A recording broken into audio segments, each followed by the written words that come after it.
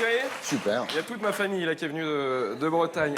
Très très haut plateau ce soir. Honneur aux dames évidemment. Alors il y en a deux, donc on va la jouer à la plouf.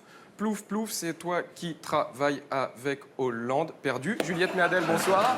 Bonsoir. Alors, Juliette Méadel, vous êtes secrétaire d'État. Voilà, vous avez un DEA de philosophie, vous avez fait Sciences Po et l'ENA. Tout ça pour finir secrétaire, ça doit foutre un petit peu les boules. Non, alors, vous êtes chargée de l'aide aux victimes. C'est un poste qui est compliqué dans une France en état d'urgence. D'ailleurs, c'est une création de poste. Voilà, votre travail n'existait pas il y a un an.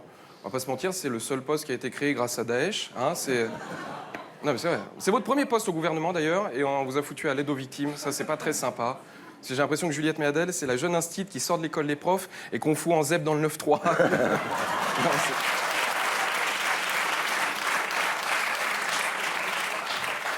du coup, si vous êtes à l'aide aux victimes, vous allez faire un suivi de François Hollande après son quinquennat ou non, c'est pas...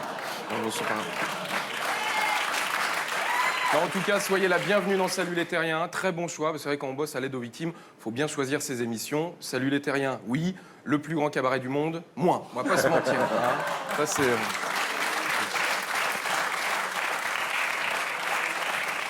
Notre deuxième invité, c'est celui qui trouve que la matmute, elle assure et qui nous prouve que sans chevalier, il assure aussi. C'est Monsieur Régis Laspalès.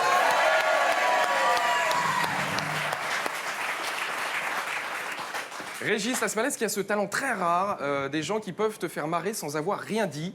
Il y a Chantal Latsou, Ouais. il y a François Hollande aussi. Ouais. Et non, on vous a connu en duo avec Philippe Chevalier, voilà, des sketchs mythiques, le train pour peau, le week-end chez des amis. Votre phrase culte, c'est il y en a qui ont essayé, ils ont eu des problèmes. François Fillon a failli reprendre le slogan. Et non, c'est vrai.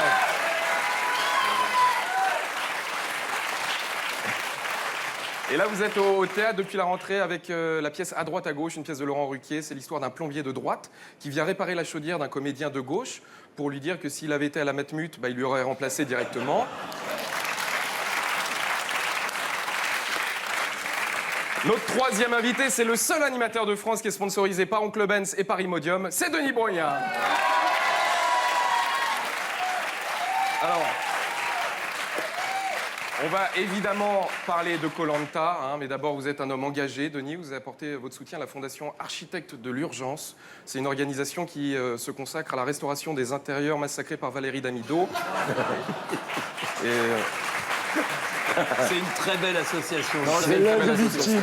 Alors, évidemment, Koh-Lanta, c'est pas évident de faire des blagues parce que voilà, Denis vient chaque année pour présenter son émission. Ça fait 15 ans que, grosso modo, c'est la même émission. C'est des candidats qui vivent en maillot de bain et qui essaient de pêcher des poissons avec une tongue. Voilà, grosso modo. Et vous avez dit Koh-Lanta s'était tourné cette année dans un lieu totalement inédit où il était très difficile de survivre. C'était bien Limoges alors ou pas?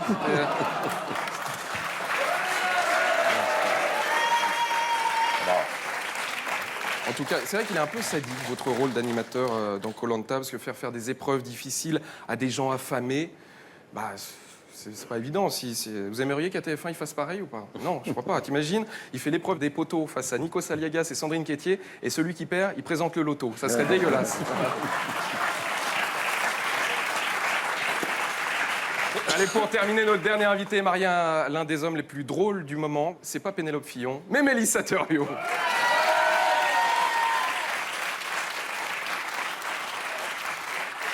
Comment va Monsieur Theriot, d'ailleurs? Il va bien? Je crois, oui. Ça doit être chiant, parce qu'on n'arrête pas, du coup, de parler de Jamel. Ça doit être chiant pour Mélissa. Et en même temps, c'est là où tu es content d'avoir choisi le bon mari. Ouais. Parce que, quitte à ce qu'on te parle toujours de lui, on a une grosse pensée pour Anne Sinclair. C'est vrai que c'est pas... c'est pas... Mélissa Theriot, donc vous venez pour votre nouvelle émission, ça s'appelle Candidat au tableau, ça sera sur C8 très prochainement. C'est une émission politique où ce sont les enfants qui vont poser des questions aux politiciens. Non, pour poser des questions, il y aura une quinzaine d'enfants de 8 à 12 ans. Petite déception, il n'y aura pas Marine Le Pen. Côté rassurant, il n'y aura pas Frédéric Mitterrand. 4 candidats. Il y aura 4 candidats, il y aura Benoît Hamon, François Fillon, Jean-Luc Mélenchon et Emmanuel Macron. Donc il fallait absolument un nom en on pour participer, sinon t'étais mort. Et alors pour les téléspectateurs, un petit tuyau pour ne pas confondre Macron avec un enfant. Macron, c'est celui qui aura une cravate. Voilà, ça c'est le... Même pas. Même pas. Il n'a pas de cravate. Thierry, bonne Merci. émission, bon courage. Voilà, c'est bien celui-là, mon CDD. On le retrouve ici la semaine prochaine. Et d'ici là, sur cv.fr.